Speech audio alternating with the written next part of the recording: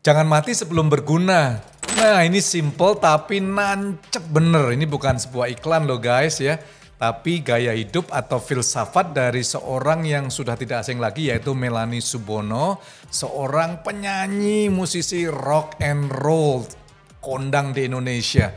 Saya Jimmy Untoro dalam satu cerita untuk Indonesia. Kita langsung ngobrol dengan Mbak Melanie. Melanie apa kabar nih? Cukup waras.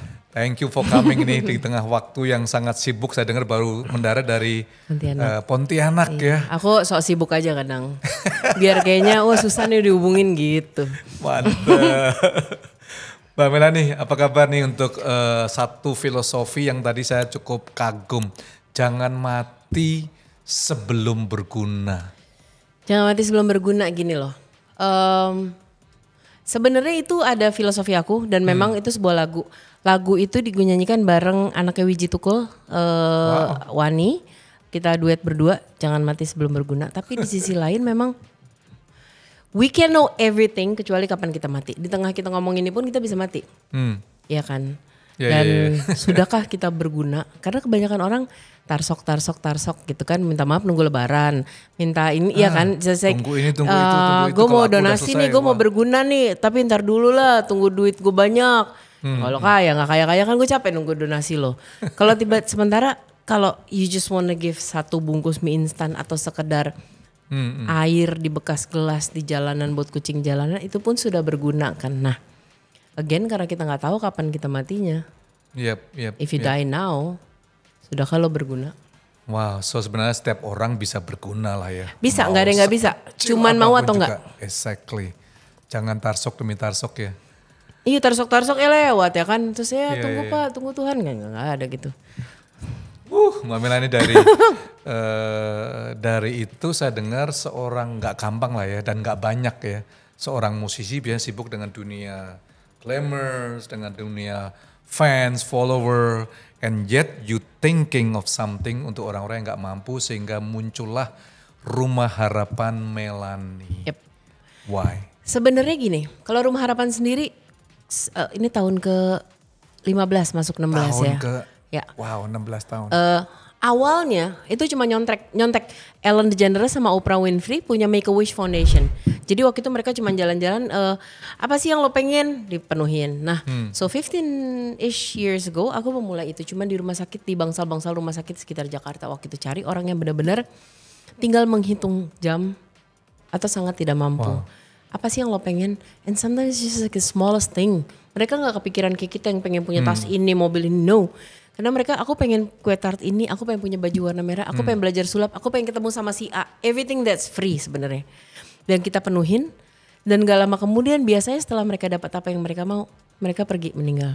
But died happily. Di situ aku sadar, man, ternyata untuk memenuhi, to make a person happy, sesederhana itu ya. Udah tuh. Tahun kedua setelah itu berjalan, aku ingat kasus pertama yang kita punya di luar kota itu adalah di Palembang Prabu Mulih sana lagi, itu ada ibu-ibu sudah melahirkan bayinya. I forgot 3 minggu atau 4 minggu, tapi dia tidak bisa bawa bayinya pulang karena ternyata punya hutang rumah sakit. Begitu kita tanya berapa? 120.000, which means nothing for us kalau kita lagi bayar parkir apa ke mall doang gitu kan. Nah terus di situ kan mulai itu zamannya Twitter, Facebook dan segala macam. And I realize one thing, man, gue tuh powerful. I don't say it in a cara yang sombong ya gitu. Aku mempunyai masa atau keterikatan sama para follower aku. Aku nggak punya fans, aku tidak menyebut mereka fans, kita teman gitu. Aku punya keterikatan yang berbeda ketimbang artis-artis lain yang mungkin, lagunya doang dihafalin, wah cakep banget sih. Iya. I make the move. Musik-musik aku tentang orang yang tidak mampu, musik-musik aku tentang ayo bergerak, tentang hak, tentang wanita. Jadi keterikatannya beda. Di situ aku sadar, aku ngomong, ayo kita turun ke jalan, besok berapa ribu turun demo. Ayo kita bantu sesama, besok berapa ribu bergerak. Then I realize I'm so powerful. Kenapa gue tidak pakai itu untuk, aku tidak percaya kalimat, ayo kita buat perubahan. No, gue adalah perubahan. Bukan ayo buat, tapi gue adalah perubahan. Jadi aku gandeng mereka untuk ayo kita adalah perubahan. So they move. Padahal 90% orang yang ikut aku, mendengarkan musik aku atau ngebantu di Rumah Harapan justru orang-orang yang gak punya apa-apa. Then I learn. Orang yang paling mudah mengerti kondisi orang lapar adalah orang yang pernah lapar. Yep. That's how I gather them. That's pada momen itulah kalau aku nyebutnya rakyat tiri ya. Itu kan like the jargon is so famous now rakyat tiri. Rakyat tiri itu kita saling meluk. Yuk, ya udah kita ngurus diri kita sendiri aja kalau pemerintah nggak ngurus kita gitu. It seems dengan kata dari rakyat tiri ya. Dari sebuah kata seolah-olah kita ini nggak diperhatikan atau nggak dipedulikan. Is that what you mean? Ya, kalau yang kandung itu tuh ciri-cirinya apa ya?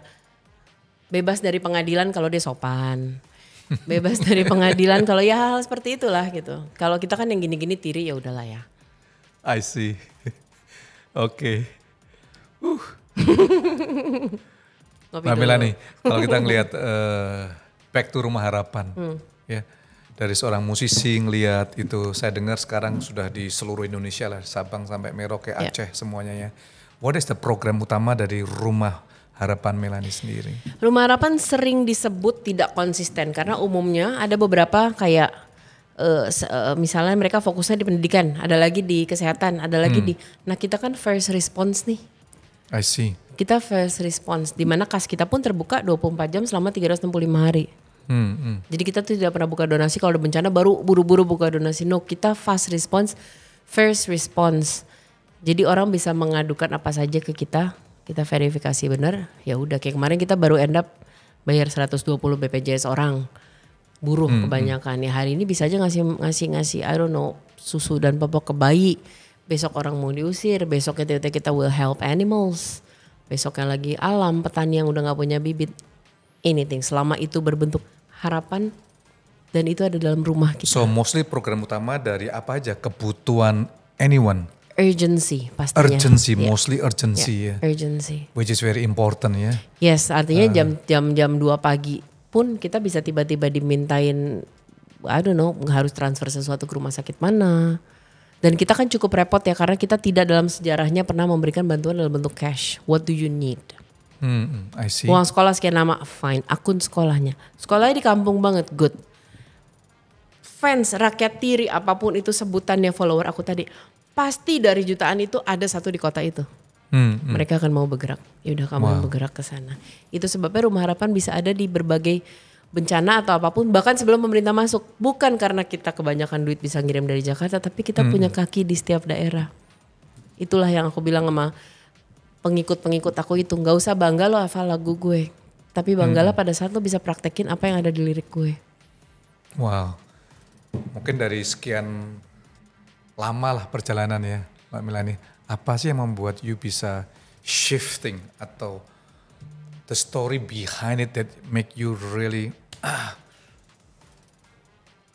I want to do it, bukan I want to do it, I'm a change agent, saya adalah perubahan itu sendiri. Itu tuh agak sulit ya, maybe that's how I've been taught. Dan begitu growing musik aku kan lama manajemen di Potlot, aku manajemen di Slang apa segala macam yang akhirnya percaya pada lirik-lirik seperti itu. Akhirnya aku mulai diperkenalkan dan akhirnya mulai sayapnya mulai I don't know, aku percaya sama kata semesta ya. Kayaknya semesta akhirnya mengantar ke situ. Tapi poinnya pada saat aku bisa ngomong itu tadi adalah pada saat aku realize aku ngomong sesuatu.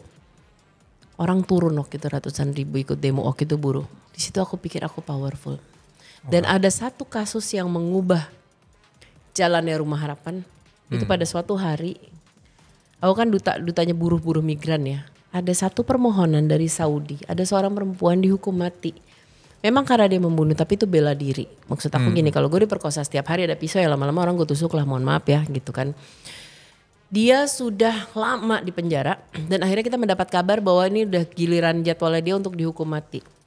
Sebenarnya sudah lama dia diberikan namanya uang diat. Jadi pemerintah harus bayar gitu loh. Itu kan ditentukan harganya oleh anaknya korban. Nggak dibayar.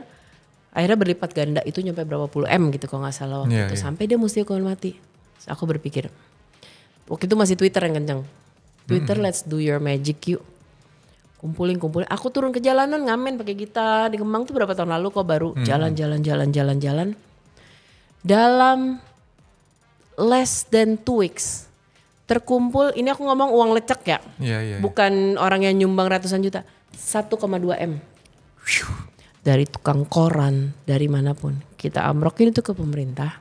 Intinya mereka mungkin ya kan kalau gitu belakangan ya tersindir apalah gitu terus dibayar. Intinya I don't know what happened. Hari ini yang sudah di tiang gantungan udah pulang ke Jawa tuh baru ngawinin anaknya kemarin.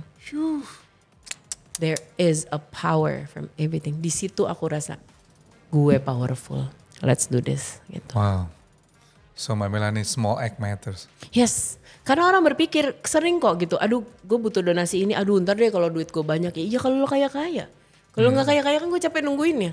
Padahal kalau misalnya lo ngasih 1.000-an 2.000-an doang juga kalau dikumpulin banyak. Jadi itu yang MM-an. Right? Gitu. Guys, small act matters. Yep. Jadi kita nggak usah menjadi orang konglomerat untuk do something. Anda adalah perubahan itu sendiri. Ini perkata dari Mbak Melanie yang Small act is better than no acts at all. absolutely. Iya kan? Yep. So guys, dimanapun Anda berada, ini jelas sekali ya bahwa Anda dan kita semuanya bisa berguna. Daripada cuma lihat ngomong kasihan, do something dong. Saya ingin ajak untuk Anda ngelihat sekilas apa yang terjadi dengan Rumah Harapan Melanie. Let's watch this.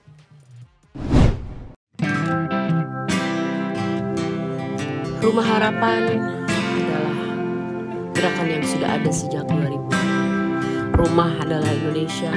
Harapan adalah hak paling mendasar yang dimiliki siapapun, apapun yang tinggal di Indonesia. Dari Aceh sampai Papua, entah berapa ratus area bencana. Keinginan orang untuk membaiki rumahnya, keinginan orang untuk berpendidikan, sekolah, untuk berobat, atau sesederhana untuk makan. Sebisa mungkin harapan itu kita carikan donatur dan kami penuhi. Tidak hanya manusia, kita bekerja untuk alam, melestarikan alam Indonesia, pun hewan-hewan. Semua yang memang diberkati Tuhan untuk tinggal di Indonesia mempunyai hak untuk hidup. Kami berharap Harapan masih bisa berjalan panjang. Dan kita mengajak kalian semua untuk tergabung di sini.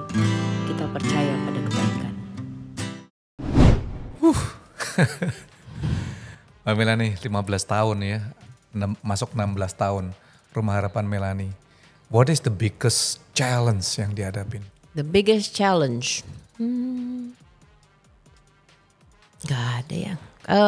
Wow. I really love doing it. Kita benar-benar love doing it.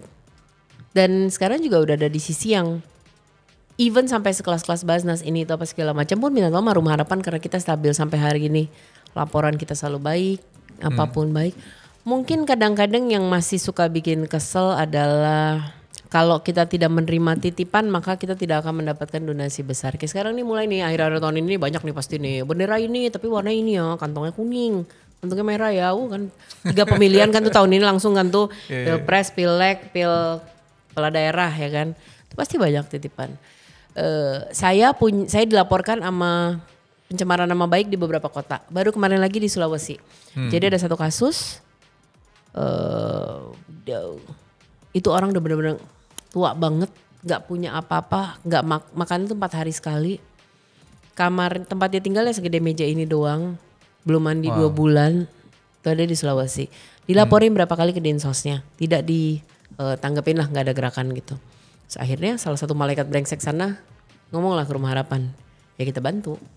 Sana tersinggung, kenapa harus kebetulan aku nggak turun, jadi tim sana yang turun, Rumah Harapan, terus masuklah ke media. Mungkin ada yang seneng dimasukin ke media, tersinggunglah Pemdanya sana. Dilaporkan pencemaran baik. Dan itu sering sekali. Saya pernah dilaporkan polisi di salah satu daerah di timur Indonesia karena mengangkat kemiskinan. Waktu itu pas memulai tahun-tahun pemilihan juga. Menurut dia itu mencemarkan nama baik dia sehingga dia raportnya kelihatan jelek gitu. Banyak. Aku laporin polisi mah banyak. Jadi kalau laporin polisi aku udah gini apa lagi dah. Wow. Mbak Melanie gimana sih? Ini kalau teman-teman yang nonton ini mau menjadi malaikat brengsek. Good. Bisa nggak? Oh bisa, nggak, karena aku bilang nggak ada yang nggak bisa itu cuma jilat siku sendiri sama makan kepala sendiri, itu nggak bisa. Caranya, orang setiap hari nanya gimana sih kalau gue pengen melakukan kegiatan sosial, gimana sih? Oke, good. Keluar pintu rumah lo atau kosan lo atau apapun tempat lo tinggal, lo bikin lingkaran gede tuh, 2 kilometer sekeliling. Kalau udah nggak ada kucing yang keausan, udah nggak ada orang yang perlu. Udah gak ada orang susah sama sekali. Udah gak ada tukang jualan yang gak laku. Udah gak ada kesulitan sama sekali. lo boleh kontak Rumah Harapan. Ada nomornya di profile. Sementara waktu beresin aja dulu sekitar lo. Karena sometimes it doesn't make sense. Orang donasi dari Sulawesi, besoknya bencana di Makassar, gue keliling lo, kata gue ekspedisi gitu kan, tinggal mondar-mandir. Help surround you. Kalau semua orang help surrounding, kita udah it's beres gitu. Gak usah kejauhan, tapi saya maunya berbuat sosial sama Rumah Harapan. Berarti lo niatnya bukan berbuat sosial, that's it. Bukannya aku gak menerima bantuan ya, tapi bantu kita dengan cara itu. Karena kadang-kadang tetangga lo bilang mau sama Rumah Harapan, lo gini. Tetangga lo lapar atau ada kasus apa, lo bantu gak? There. Sekeliling lo aja dulu. Wow. So everybody, teman-teman Anda bisa menjadi malaikat brengsek. Bagian daripada satu movement. Sebenarnya ini bukan sekedar mengumpulkan donasi ya. Tapi sebagai suatu movement. Gerakan. Bukan even act of giving, tapi a lifestyle of giving. Yep. Kalau saya dengar dari harus jadi lifestyle. Karena kalau enggak beban loh. Iya. Kalau enggak lelah. Harus jadi lifestyle. It's fun. Wow. It's good to do good gitu. Mbak Mela ini kalau bisa lihat ya your social media. Pesan apa sih yang mau disampaikan ke pemerintah? Pemerintah kita punya tah. Aku suka lupa kita punya pemerintah. Oke. Pesannya apa? Gini, orang suka bilang lo tuh mencela ya Mel, di sini lo teriak soal perempuan, di sini lo kegiatan sosial, di sini nanti lo ikut demo perampasan lahan. What do you want? Satu sih, single standard. Hukum, undang-undang, perlindungan, apapun itu semua sudah ada. Janganlah pada saat koruptor yang curi berapa triliun, 2 tahun bisa keluar. Tapi nenek-nenek yang benar-benar karena lapar dia mencuri kentang, itu aku bener dampingin soalnya pendampingan. Nyuri 2 kentang sama 1 ubi atau apa gitu aku lupa, kena 5 tahun. What do you want? Oke, kita akan subsidi ini kepada orang kaya. Good, yang kesini juga. Tanpa celah. Semua dilakukan pada saat orang menengah dapat bantuan sosial. Yang kecil juga. Pada saat yang kaya itu bisa, oh gue dapat bantuan nih, gue lebih mudah datang, Pak RT bisa datang ke rumah gue. Pak RT kan gitu, biasanya kan kalau gitu ya orang kaya nih datang ke rumahnya gitu kan. Kenapa gak ke yang tidak mampu lo juga datang? Do everything equally.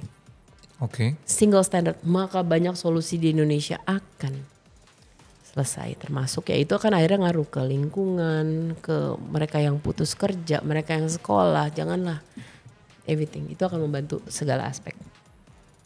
Sama dinsos kerja dikit. Single standard itu ya. Hidup berguna. Lalu pesan Mbak Melani sendiri sebenarnya apa? Atau bukan sebenarnya? Pesan apa yang bisa diberikan sih untuk mereka semuanya lepas daripada profesi mereka masing-masing? Life is good, so good. Tergantung kita mau ngeliatnya ke arah mana. Kalau mau lagi macet nih di jalan, bensin udah mau habis, lo AC mati, nggak bisa ngerokok ya kan. Lo ngeliat sebelah kiri ada mobil orang kaya yang ada TV-nya pakai sopir, ada setan yang pintu mobil bisa ketutup buka sendiri tuh, pasti hidup lo akan sial. Tapi kalau lihat sebelah sana tiba-tiba di tengah hujan itu ada orang ngedorong gerobak, nggak apa, on the same street loh. Maka lo ngerasa beruntung. That's it. Apa yang kecil buat kita bisa gede banget buat orang. Pada saat lo ngasih 5.000 perak, ya nggak usah padang ceban deh, lo masih ke warteg dapat kali nasi sama kuah gitu. So lihatnya kemana. Kalau lo ngeliat ke sana kan selalu kurang. Tapi kalau lo lihat ke sisi lain lo pasti akan ngerasa, anjir gue punya banyak kelebihan nih. Let's share. Gitu. Wow. So when people see you, Melani Subono, as a musician or socialist? Sebagai seorang seniman dan aktivis. Aktivis sosialis. Ada nggak the greatest moment? Baik itu lagu, what is your favorite lagu yang benar-benar nancep? A lot of things, a lot sih banyak ya. Apa ya, yang momen happy atau momen marah nih? Momen marah boleh, momen marah lah. Momen marah. Kalau bule Killing in the Name-nya Rage Against the Machine, kalau Indonesia Darah Juang sih yang aku turunin selalu tiap kali kalau lagi demo. I work with keluarga Marsinah now, I work with Uji Tukul, aku work with everyone, dan ya itulah arah musik aku. Makanya aku seneng gitu bahwa musik aku dimengerti. Kemarin aku ada di bubaran, 2 hari lalu di bubaran pabrik di Tangerang gitu. Mereka mungkin tidak semua hafal lagu aku, tapi mereka begitu keluar pabrik, Mbak Mel juang ya gitu. So ternyata gue berhasil nih nularin gitu. And itu jauh lebih gede dari award manapun sih. And it's so good. Which I don't care, gue jadi gembel, gue gak punya mobil, gue gak punya apa-apa juga gitu kan. Ya udah sih gak dibawa juga. Jadi so if I have to die today, I'm ready. I've done my best every single moment. Wow. Guys, seorang musisi tapi punya hati social impact. Ini saya kira sangat berguna dan Anda, kita semuanya, saya tergantung umur, nggak tergantung umur maksud saya, nggak tergantung umur, pendidikan, kaya atau nggak kaya, you all can do something, make a difference in people lives itu ya. Mbak Melani luar biasa. Satu lagi nih, nggak ada hubungannya nih. How do you see Indonesia 2045? Jujur. How do you see Indonesia? Indonesia adalah sampai mati akan aku perjuangin ya. I'm proud gitu. Aku adalah Indonesia gitu. In dalam segala hal yang aku lakukan. Sekarang gue lagi banyak fokus ke generasi yang lebih muda ya. Makanya pendidikannya atau kesehatan bayinya apa segala macam. Karena harapan gue ada di mereka. Yang tua ya udahlah ya udah jadi batu, tinggal nunggu. Aduh kalau gue ada waktu lebih, itu juga PR banget gitu. Antara mau ngasih tahu tapi kualat, tapi tawan mereka, duit banyakan mereka gitu kan. Masa gue ketangkap mulu gitu. Selama kita mendidik mereka benar dengan doa, dengan ikhlas, dengan apa, akan baik kok. Walaupun gue tidak yakin apa yang akan tersisa dari Indonesia kalau begini cara kita menggali, mengeruk, menjual semuanya yang ada di Indonesia. Mungkin generasi nanti akan perbaiki tapi cuma bisa ngeliat Indonesia juga nanti sisanya di buku sejarah apa di museum gitu. But I have faith. Gue yakin kalau diniatin baik Tuhan pasti kasih jalan sih. Amin. Karena Indonesia itu keren sebenarnya. Aku bilang kok Tuhan paling sombong itu pas menciptakan dua hal. Wanita dan Indonesia. Sombong. Itu sombong karena gak ada jelek-jeleknya. Wanita dan Indonesia. Yes, yang gak punya uterus gak boleh komen. No uterus, no comment. Oke deh. Mbak Melani, masih banyak yang aku pengen ngobrol tapi I know your time is very limited. You have to catch up another meeting. Dan teman-teman, yuk bersama-sama Anda bisa klik Rumah Harapan Melani. Do something for the country. Lihat dulu 2 kilometer lingkungan Anda. Amin. Hidup Anda ternyata bisa berguna. Jangan ngomong tarso ya. Iya keburu mati Nanti keburu mati, hidup ini harus berguna. Terima kasih sudah nonton video ini. Jangan lupa untuk like, comment, share dan juga nyalakan lonceng notifikasi untuk program-program dan cerita selanjutnya di dalam Satu Cerita untuk Indonesia.